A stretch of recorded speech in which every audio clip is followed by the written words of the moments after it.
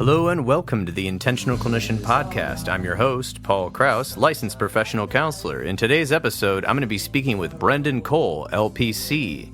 We're calling this episode, Making the Most of Your Therapy and Moving On with Life. In this podcast, we're going to dive into many different topics, including athletes and EMDR therapy, business performance at work, Olympic athletes, high achievers, and many different mental health hacks for athletes, the power of EMDR, coaching, mindset, sports experience, and more. So looking forward to the podcast. Welcome, Brendan. Hi, Paul. Thanks for having me. Yeah, it's my pleasure. So what we're going to do today is I'm going to probably get you to introduce yourself first. And so can you tell everyone a little bit about you and your background? Yeah. So where do I begin? Well, lifelong athlete. I got into the mental health field after many major changes in college, always knowing I wanted to work with people, but had to kind of navigate what that looked like more specifically. I knew I wanted to work with athletes. I knew I wanted to potentially work in the medicine realm, but or even education, but none of that really lined up until I learned more about mental health and what a structure and schedule looked like and how feasible grad school was.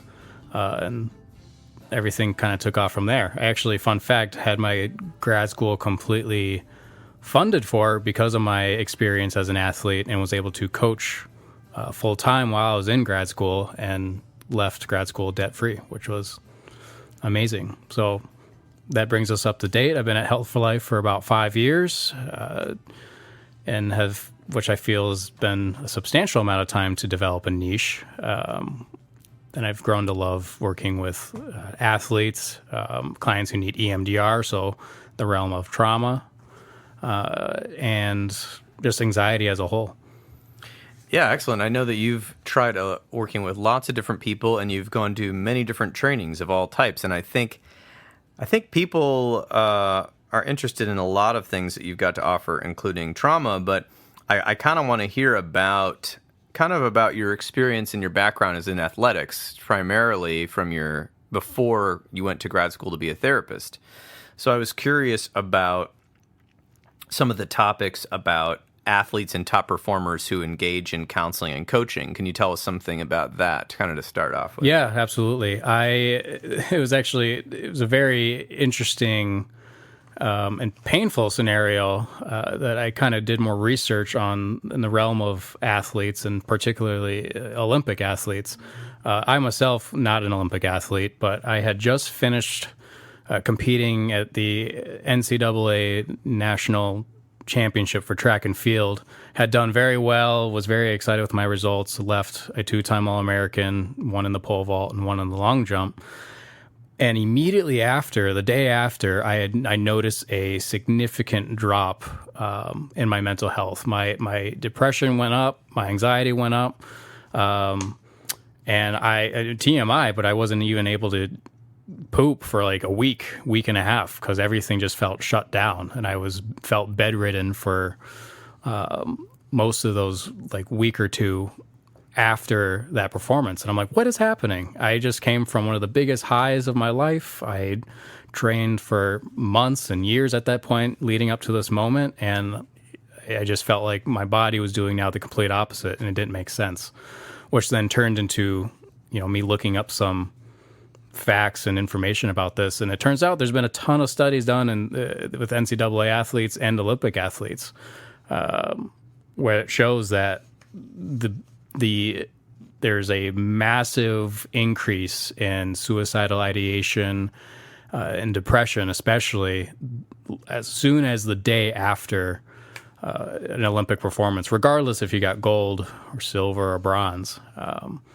And what the studies show is that you ride this high for these 6 weeks to 2 months, 3 months, 6 months leading up to this big day, this once in every 4-year opportunity.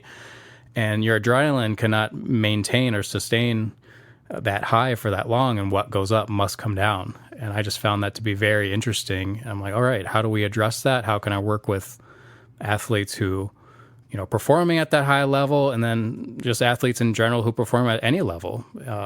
The mental game is a huge component of sports, and I love seeing athletes being able to perform at their best, feel good about it, and see how far they can go in whatever athletic journey they envision themselves, accomplishing.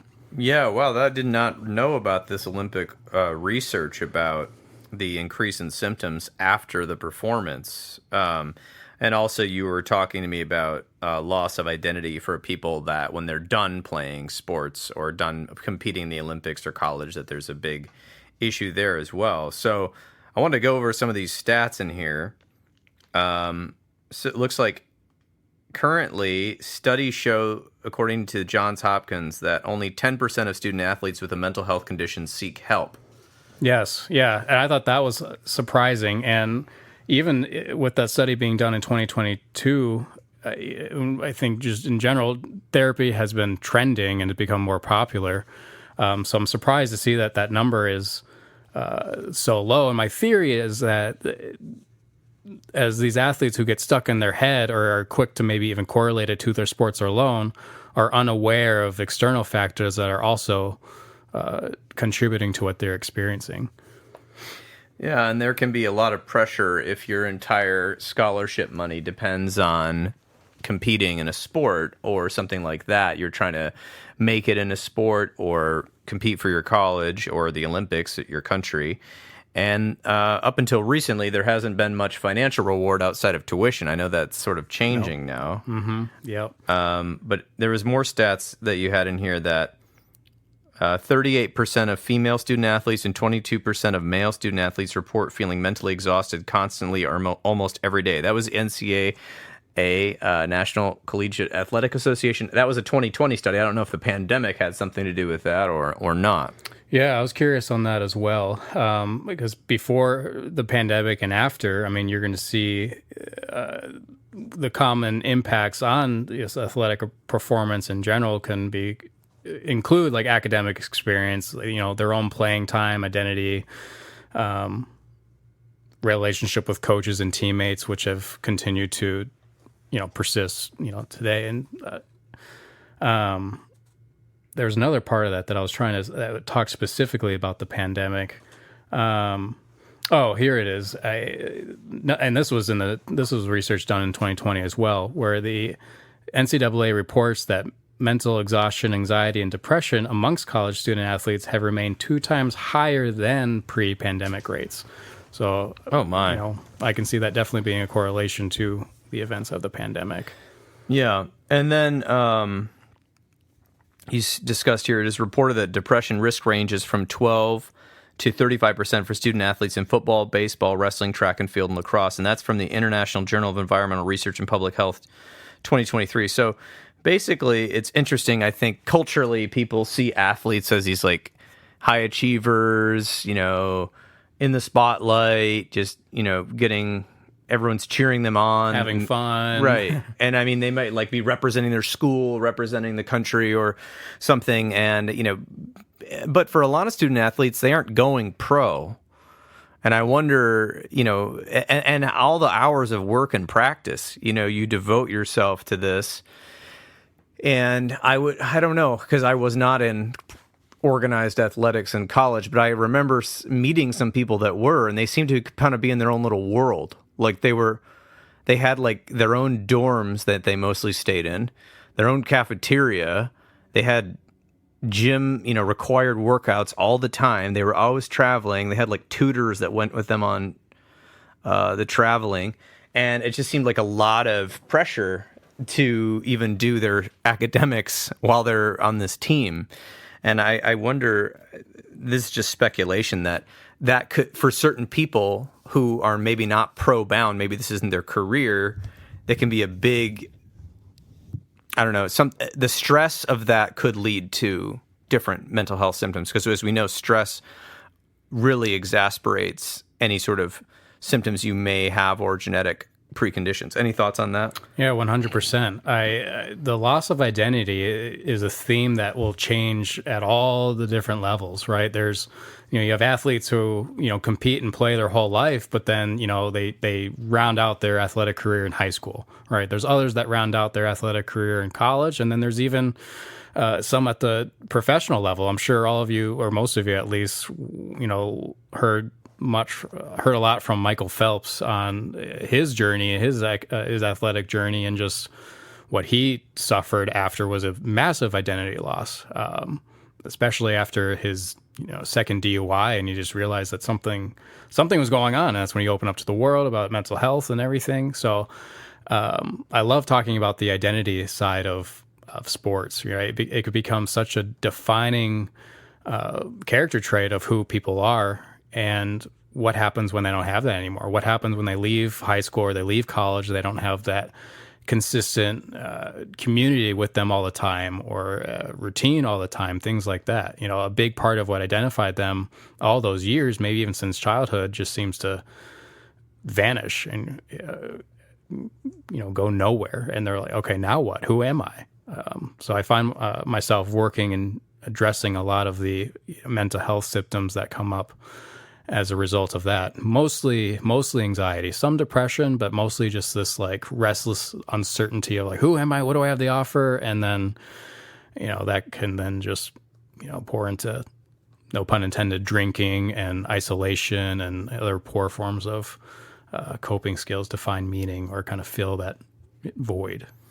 Right. And that's interesting because we often talk about the post-college blues when people move out of campus or move away from campus, people that went to college anyway, and they move off campus and there's like this built-in community is lost, right? And you have to really work on defining your friendships. You can't just rely on people in your dorm or in your apartment complex necessarily to be your friends, and you have to really work hard on that. So if you've been a student athlete, which is like a step up from that because you have a built-in community that is like your community in the school, and then all of a sudden you're just no longer playing sports, it can be a massive drop-off, as you may not have had to work so hard on developing interests outside of sports because you didn't really have any time.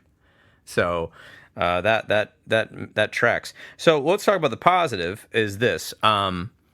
I know that one of your specialties is working with athletes and high performers using EMDR therapy and of course, talk therapy as well, and a lot of motivational interviewing. So there's two sides to that. There's one where we're talking about kind of like the depression and the identity, and maybe you've been an athlete or a high performer, or you identify with somebody who just really loves, something you're really into.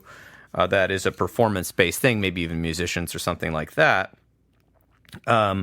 You're working with people post their career. You're working with people in their career. So the one side of it is maybe that we've been kind of focusing on people that have stopped being an athlete. So I kind of want to go there first and then talk about how to improve performance second. So could you talk to me about how you use EMDR and talk therapy to help people that have kind of exited, per se, the sports world post high school or college? Yeah, for sure. So, with EMDR, in a brief explanation, EMDR stands for eye movement desensitization and reprocessing. And with utilizing EMDR, what is most commonly work to understand first with clients is the negative internal narrative that they kind of find themselves rehearsing, whether it's subconscious or they are more aware of it on a oftentimes daily basis. And so when I work with these athletes who have kind of this loss of identity, it takes some time usually to kind of find what that negative belief is about themselves. It's usually, I nothing to offer, I suck, I'm the worst, right? But it's not it's rarely rooted to one thing and more of just this overall representation of their life. And so we work to first, address this identity they had in sports, and correlate and try to understand, okay, what are the components that are missing from that presently? What is realistic about what is missing and what is unrealistic? And from there, we're usually to bring up more specific events, that were either anxious-inducing or, particularly troublesome, and work to address them via EMDR. With athletes who are no longer in that college or even high school competitive atmosphere, we'll also work towards reprocess. This is the reprocessing component of EMDR. We're implementing a template of success. Where can we take the components of their athletic career and apply it, in the current or even future settings, right? Getting involved in a team, getting involved in a community, right? It's okay that, you're maybe not at the highest level, and that's more on what we would kind of be addressing with EMDR.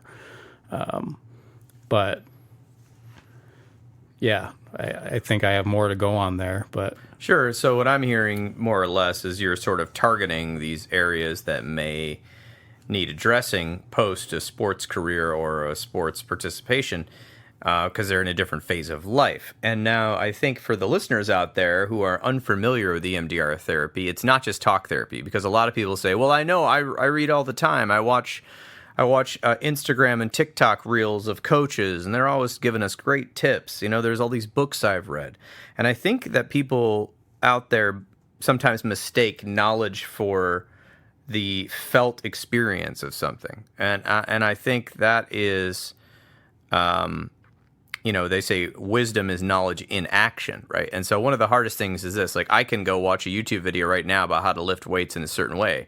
Executing it is a whole different scenario, and getting motivated to do it is a whole different scenario. And so if you're out there and you're like, well, I kind of get what Brendan's saying, but how is EMDR going to help me? I would say as an EMDR therapist also that look at the research. EMDR is phenomenally successful with post-traumatic stress disorder. And that's one of the most difficult disorders to treat of all mental health symptoms that are not like schizophrenia or something like that. So your average person gets PTSD often. Then it can, of course, work on anxiety, depression, different things like that, because it is a process and it's an experience that you go through in therapy, that your defenses somewhat are taken down in the therapy, and you go through an experience of different visualizations, bringing up different memories, bringing up different feelings, and your brain with the EMDR processing makes sense of it. And I'm being vague because I'm not going to explain the entire process of EMDR. If you want to do that, I have 3 or 4 other podcasts on EMDR, and there's websites on it that explain the actual process. But the interesting thing is it's not just like they're coming in for like tips from Brendan. It's like he's actually leading you through something that by the end of the whole point is to get you out of therapy, which is why I like that the subtitle of this podcast was Making the Most of Your Therapy, Moving On with Life. The whole point is to get out of therapy, right? And so, but you can't just like dip in there and like get a few tips and leave in 4 sessions. Like there's an actual experience that you're bringing people through with EMDR. It's like, it's why you probably can't live off samples from Costco. You might actually have to buy groceries and cook, right? You can't just go in there and expect results. It's the same thing as an athlete. If you don't lift weights and practice and stretch and all of those things, you're going to see that come out in your performance. So it's the same thing in therapy. We're bringing you through a process. The difference is this: a lot of people get scared because they don't know what that process looks like. What I would say is this: the process is different with everybody. The techniques are similar that we use, but the way we use it on you is customized to you and your culture and your psyche. So I wanted to point that out because you were doing a good job explaining what you did, but I feel like sometimes people go, well, how does it work? Well, that's a whole long discussion, and there's books full of material on that. Let's talk about, let's just say you get an athlete or somebody who's a business person or trying to make their way in the world, and they just want to perform higher. How do you use talk therapy and EMDR therapy specifically to kind of help athletes or people that are business or people just trying to achieve in their lives? How do you help them become more effective? Yeah, so the most common symptom that these clients are experiencing, whether they're high achieving, business executives or high achieving athletes or athletes in general, is anxiety. And usually when we start this conversation, I like to first reframe anxiety to these clients as a good thing. Ultimately, anxiety is keeping us alive at its baseline level at its function. You know, if your fight or flight response is a lifesaver when you're being chased by a bear, for example, right? But if you're like walking out to the mailbox and to get the mail and you're having a panic attack, right? It's the right emotion, wrong time. And so explaining this to clients that, hey, again, anxiety is keeping you safe. It's serving a purpose, but right now it's hindering you more in your performance than it is helping. We need to explore why your body is justifying a response to whatever stimuli it is. And EMDR goes about helping resolving it. So the talk therapy, a lot of that is, education of what's happening, increasing their body awareness and laying out the science behind it, how it all works, what anxiety is, right? And then EMDR is where we can really go into the physical nature of it with the memories, with the thoughts and everything. It's kind of getting your mind out of the body's way. And athletes tend to be really good at EMDR because they're already so physical. They can already be in tune with how their bodies work. And so I think this is another added layer as to why athletes have found a lot of success in adding EMDR. So, because from there, they're able to, perform at their best. And when people ask, what does that mean, performing at your best? Well, practice is laid out for you to be thinking and training, right? You're working on your technique across the board and reps and everything like that. You're practicing and you're thinking. It's repetition oriented, right? And the goal of practice is for you to not think when you're performing. When you're performing and you're competing, you want your body to take over.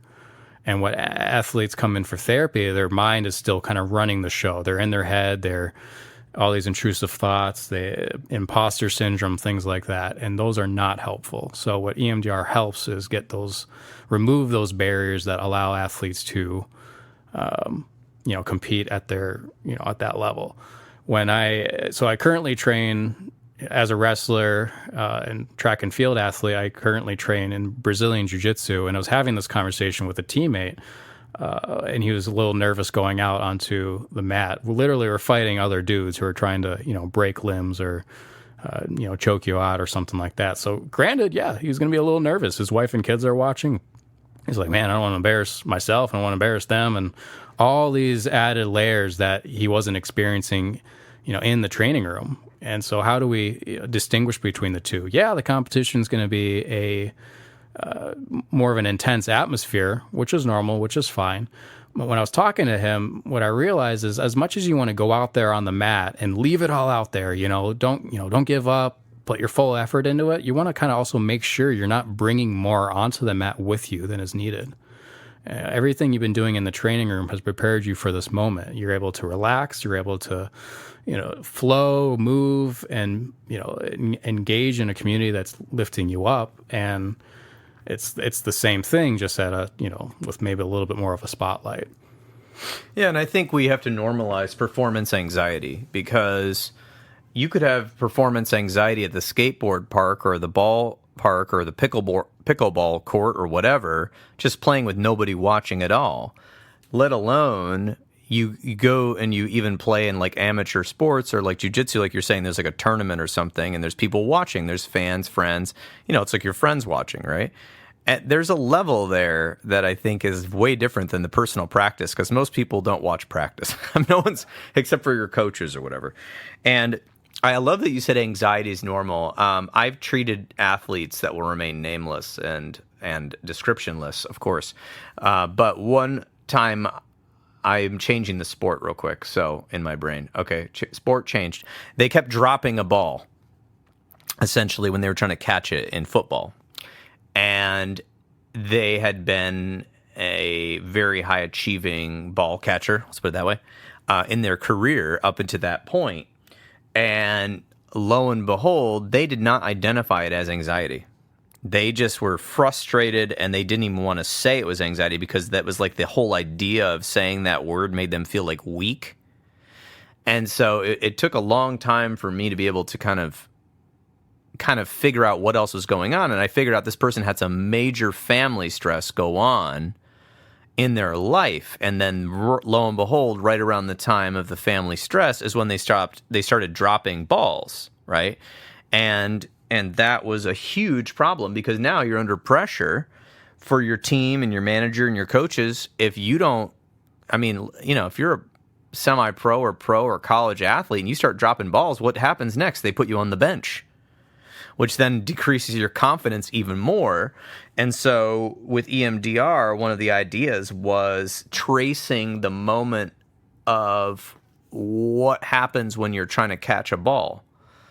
And like you said intrusive thoughts and distractions, you said. And this person finally identified that they were having intrusive thoughts and distractions, but they didn't want to admit it. It was like they were so good at sports their whole life that the very fact that they were like now feeling, quote, weak, this is their language, not mine, that it was insulting to them, and they argued with their coaches until their coaches sent them to therapy.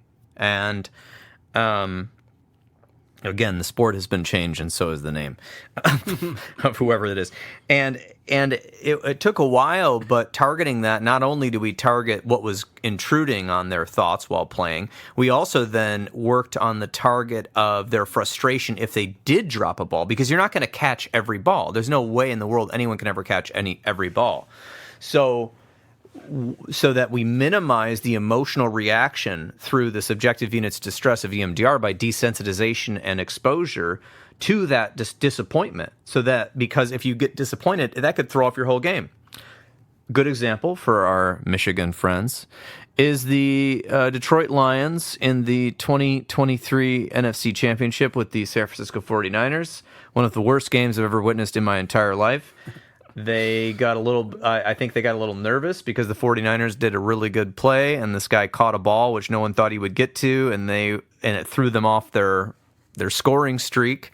And the next thing you know, them and the coach, I think, got riled up and made a series of bad choices. And they did not call a timeout to calm down. And then the 49ers scored like 4 touchdowns, and then they won the game. And if you don't know that game, just Google the highlights, and you will be astounded at the fact that the Lions were up by 4 touchdowns and then ended up losing by 2 touchdowns or something like that. So ridiculous. Mindset is a huge issue with sports, especially in that high pressure situation. If you win, you go to the Super Bowl. If you lose, you go home.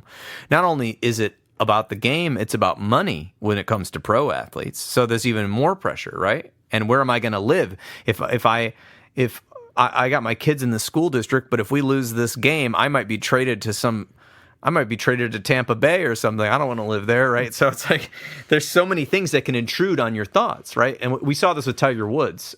Say what you will about him, but he's had a lot of ups and downs emotionally in his life. And when he was in trouble and getting in trouble for a lot of things back in the day, his golf score went horrible.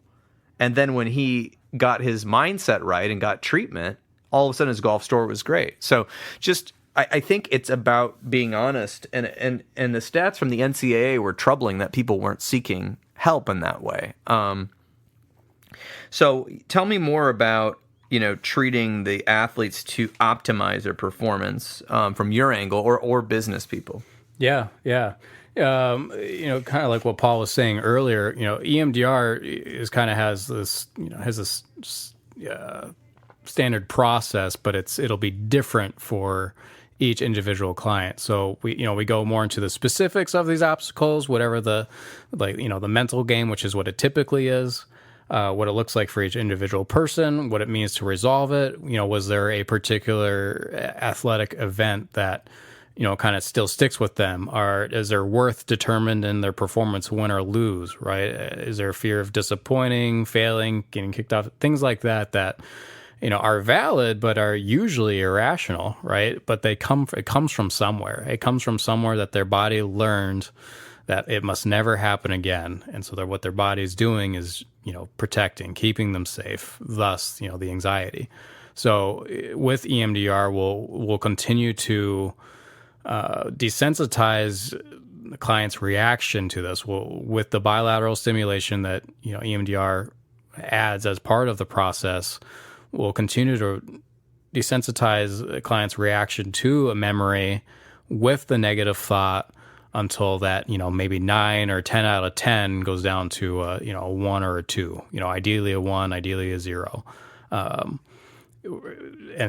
when I say desensitize, we're having the clients really sit in those specific events or memories that were either recent in the last couple of weeks or connect to a larger, bigger event that could have been years ago. Could have even been when they're a child and they didn't even realize it. And who knows, it could even be connected to, maybe like a family member left or died or something happened in school that wasn't even related to sports, right? But the body found a way to connect all of it. And what I love about EMDR is that it can almost feel or seem random, but it's not random. And clients will often be like, I don't know why I'm thinking about this, and I don't know why I'm crying about it either.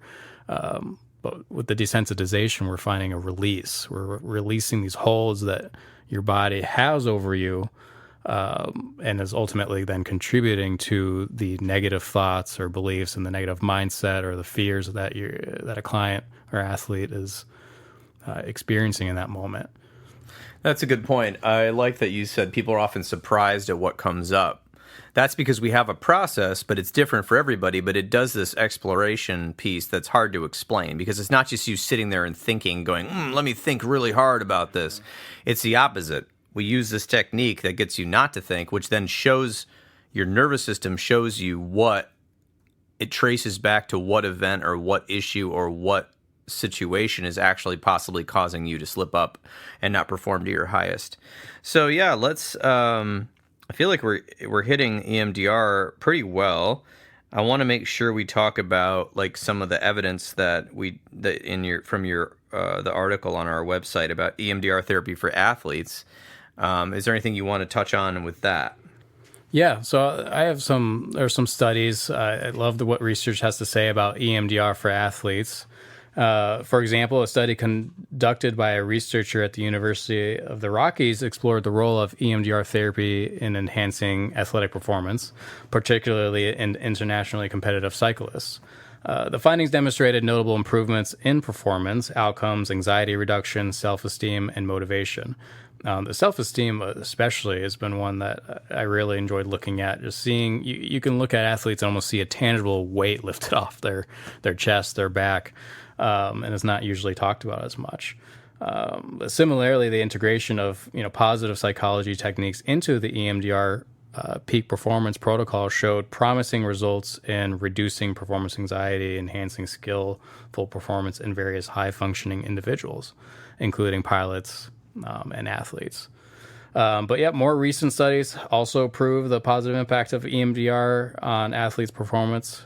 For example, another 2023 research involving 2 female golfers found that EMDR significantly reduced their competitive state anxiety, and we can talk about kind of a difference between that later, and address their performance blocks, their kind of the mental barriers that were in their way.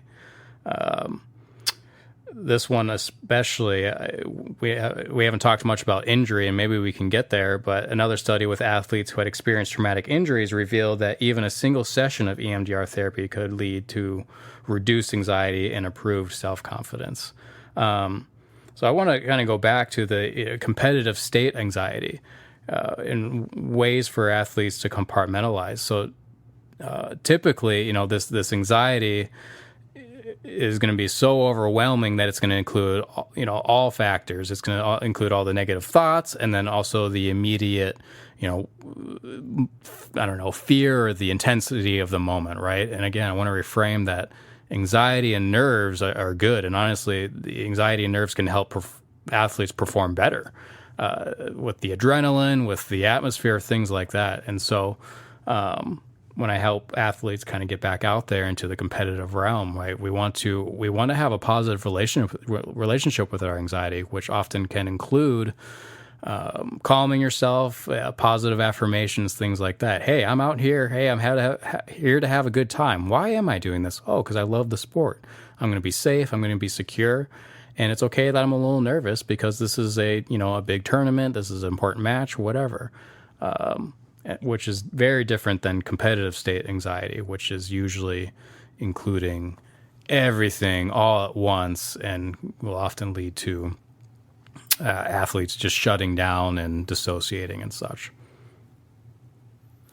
Excellent. Yeah, it sounds like, there's a lot of things that go into sports and competition and athletics because you're utilizing your body, and EMDR is a good mind-body therapy, as they call it. So it sounds like you're even getting into some of the nuances of how people experience performance anxiety versus competition anxiety versus identity with, their competition and sport. Yeah, so tell us about, let's talk about you a little bit, about how you got into all this. I know, your sports experience, you've mentioned wrestling and track and field, and Brazilian Jiu-Jitsu. Can you talk a little bit about just, what you've done with sports, and then also I know you've coached. So let's go with sports first. Yeah, absolutely. I've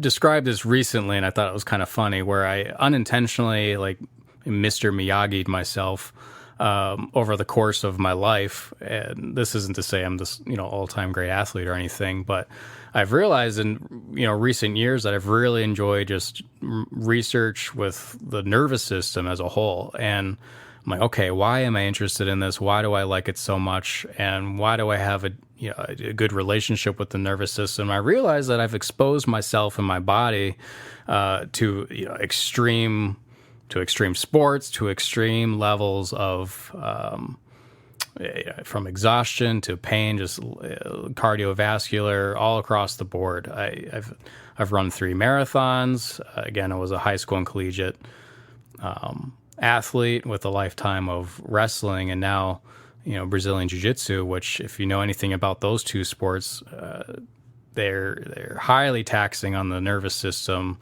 not to mention the rest of your body. And similar to, to ice baths that are trending right now and saunas that are trending right now, what people realize that as much as they are good for you, they're really challenging the nervous system. If you ever get in an ice bath for the first time, I want you to pay attention to the thoughts that come into your head right away. You'll see a raw version of yourself. You'll see a panicked version of yourself. And I'll be very curious to hear from any of you that are interested, what are the immediate thoughts? The most common one is that I'm going to die, something's wrong, which I think is really funny, but it's true, right? The power of the ice bath is, you're essentially convincing your body that you're not being chased by a bear. And then there's all these studies on the benefits of it that you can, look up on your own time. I just want to reiterate, the ice baths are not the end all be all. You want to make sure you're taking care of yourself outside of everything, but it can be a great addition if you're an athlete. But with wrestling, with Brazilian Jiu-Jitsu, I have found that with any trauma-informed lens, that because it is such a full-body exercise that very much challenges your nervous system, that a lot of my friends that I train with, including myself and even my wife's a perfect example, found themselves experiencing either old wounds, old fears, their adrenaline or fight or flight was through the roof.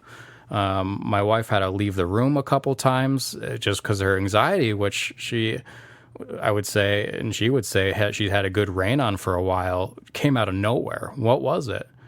For her, the sport was dominated by a lot of men, right?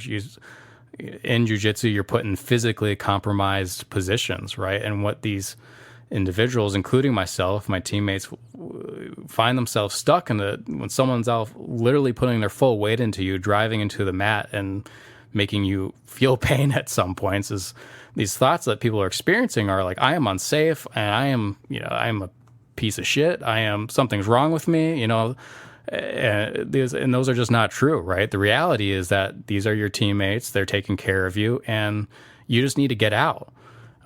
Or not get put in that position again. And so how do we change or shape that into a trauma-informed lens? Well, you kind of begin by exploring what it feels like to make new shapes with the body. And that's more of a abstract concept, not really a physical concept. But this is why also yoga and dance have proven to be very beneficial therapeutic exercises that people can be involved in consistently and feel and experience a lot of freedom from. So as much as I am very competitive and I strive to be a top tier performer and athlete all across the board.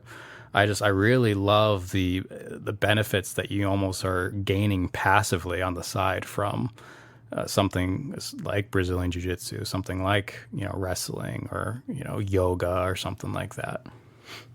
Yeah, that sounds very interesting and challenging mentally. And I know that we talk a lot about, challenging yourself mentally and physically in safe ways is a good way to grow and build resilience.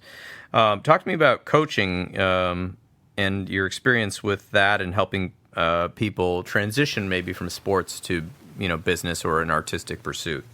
Yeah, coaching was something I didn't expect to see myself enjoying as much as I do now presently. And then when I also was coaching more routinely in grad school and a little bit post-grad school, coaching, I felt like I found myself developing like niche parenting skills because I'm now not necessarily responsible, but more aware and in charge of a large team or family, in that regard, where there's going to be a variety of emotions. Some gals can be doing well, performing well, and other athletes on the team can perform poorly, and how to manage that excitement, or having a team that is doing well all season and then throws the game when it matters most. And I've enjoyed that a lot. It's helped me even reframe some of my therapeutic approach as well. I say this often, and this is one of the things I learned from coaching. And there's a space to be angry, and it's okay to be angry, and it's okay to be upset, right? You kind of hear about, well, my grandpa just told me to, rub dirt in it and walk it off. And, there was no emotional connection there. It was like invalidating and dismissive. And, while that may be true, there is a place for that, And so when my athletes come up, they're clearly upset, I would give them 10 minutes. Hey, you get 10 minutes, you get to go be upset. You get to go be angry. You get to go, express those emotions. Those are real emotions that are important. But after 10 minutes, we have to regroup, and we have to get ready for the next event. We have to get ready for the next match, and we're going to talk about it. We're going to talk about what happened, because there needs to be that emotional connection. We need to reframe. We need to get ready for that next bit. And honestly, and this is another stat too. I believe the number I have to look it up. It's missing me now, but I think it's like 0.5% or maybe even less of athletes that make it to the top have like never lost, like who go undefeated.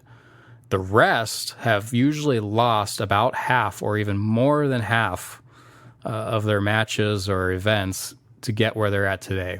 Which means losing is necessary to see the holes or gaps in your game or what you need to improve on. If you're winning all the time, you're not really seeing what you need to improve on. And so being able to reframe this with athletes as a coach has been wonderful and beautiful in its own way, and translates to a lot of other areas of life, business executives included. Yeah, exactly. Business workers, people that are doing artistic endeavors, construction, whatever, or just in having an interpersonal relationship. If you can't look at where things are going wrong, or you're unwilling to take feedback on something you could improve on, you're not most likely going to do as well.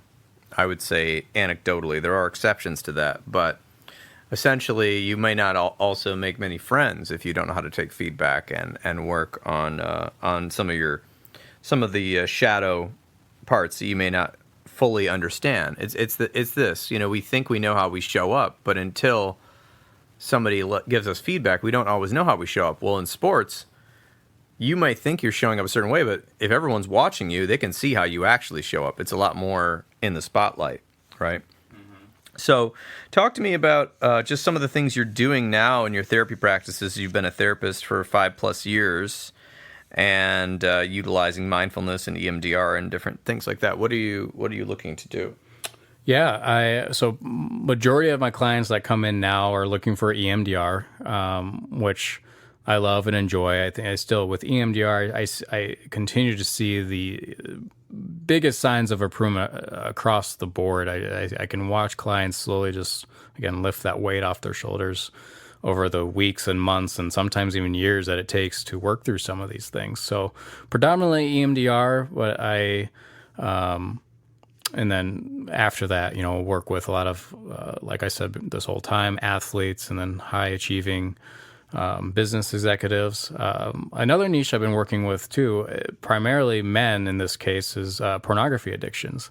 That has become more of a recent niche in the last couple of years because it's still a problem, still an issue, and it's continued to come to my attention as I work with individuals because I see it impact marriages, jobs, and even just daily functioning skills and such. So I've really enjoyed taking the time to work with that niche because it also resembles a lot of the lifestyle hacks that I'll utilize when I'm working with other athletes and other individuals who come in for various symptoms and diagnoses.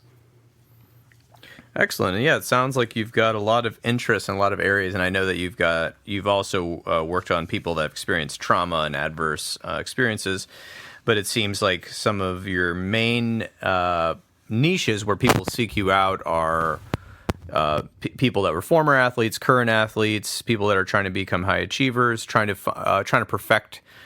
Even though I shouldn't use that word perfect, but trying to improve their craft in some sort of area, whether it be business or school or home, right? I know that one of the things I think you can also compare this to is when high school and college students are taking large exams, right? Or somebody's taking an exam for licensure or architecture or something like that.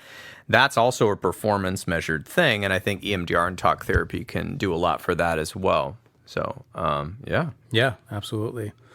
One other thing I was going to note or add as well, if you're looking for anything immediate, like mental health hack wise for athletes specifically, I like to have them, you kind of practice ways for envisioning success or planning on things going well, which takes, again, I'm going to use the word, visualizing success, visualizing yourself getting your arm raised, crossing the finish line first, catching the ball, things like that. But then also journaling your desired results. And we're talking like, I'm going to be, an NCAA champ. I'm going to be, 2024, All-American or most received yards or, I'm going to show up every day for practice, right? There's no comparison to what these goals are, but I'm talking write them out on your journal like 50 times, like right in a row, 50 times, and that's daily. It's rigorous. It takes work. But there is a, manifestation that can happen, and it's something that can be so ingrained in your being that, and less so determine who you are simultaneously. So really working on some mindset of telling yourself what you want to do over and over and over, and in a way, especially writing it down, not typing it, but writing it. We know that writing is more powerful than typing when it comes to self-referential things. Then your focus starts to be on what ways you can then, work on that, whether it be more practice. And I think today's society is very distracted by phones and computers and television and whatever. So if you're trying to become an athlete or a high performer of any type, you've got to find a way to get away from that stuff and make space for yourself to practice. Is there anything anything else you want to share for the audience? Yeah, so I think we covered it all. Again, I want to, my name's Brendan. You can find me on our Health for Life website. I'm available for both online and in-person sessions. If this is something that is interesting to you or relates to you in any way, I'm here to kind of work alongside you in this process. We're going to do it together and figure this out. I really enjoy it, and I want to see people succeed. Excellent. Well, thanks so much, Brendan, for coming on the show. And you can look him up, Brendan Cole LPC, Grand Rapids, Michigan area. And his bio will be in the show notes. And he does a lot of different specialties. You can check him out. Thanks so much for giving us all of this information. Oh, thank you, Paul.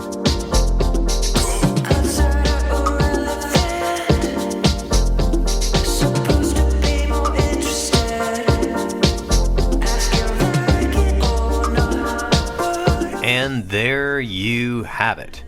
This has been another episode of the Intentional Clinician Podcast.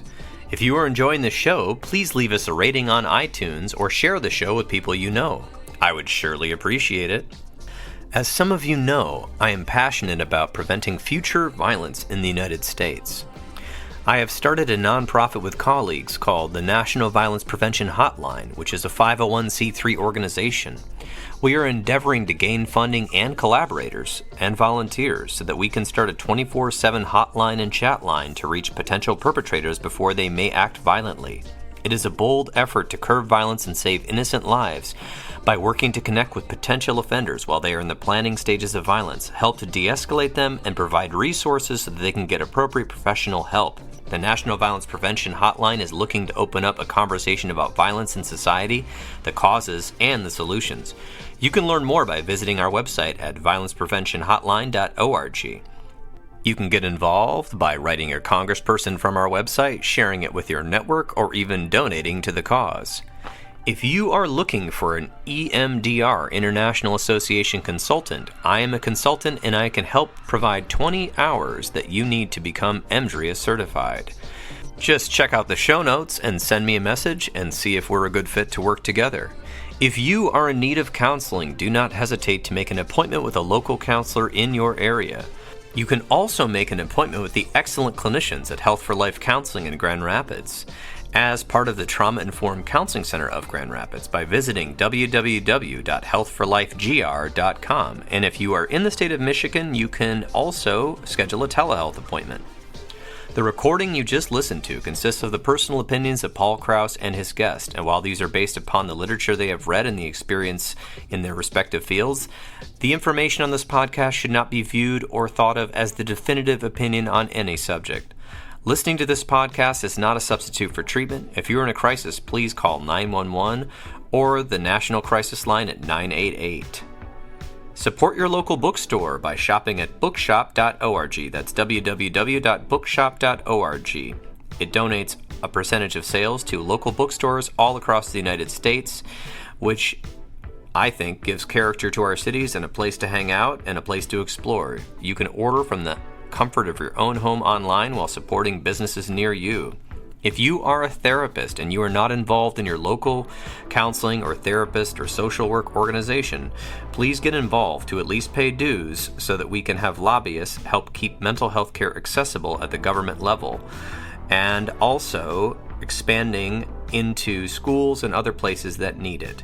And also, if you didn't know, counseling organizations and professional organizations are working to keep us from becoming gig workers for a lot of large corporations who are coming in and trying to buy up local counseling agencies or basically pay you what they pay for people to deliver food to your house. So, get involved.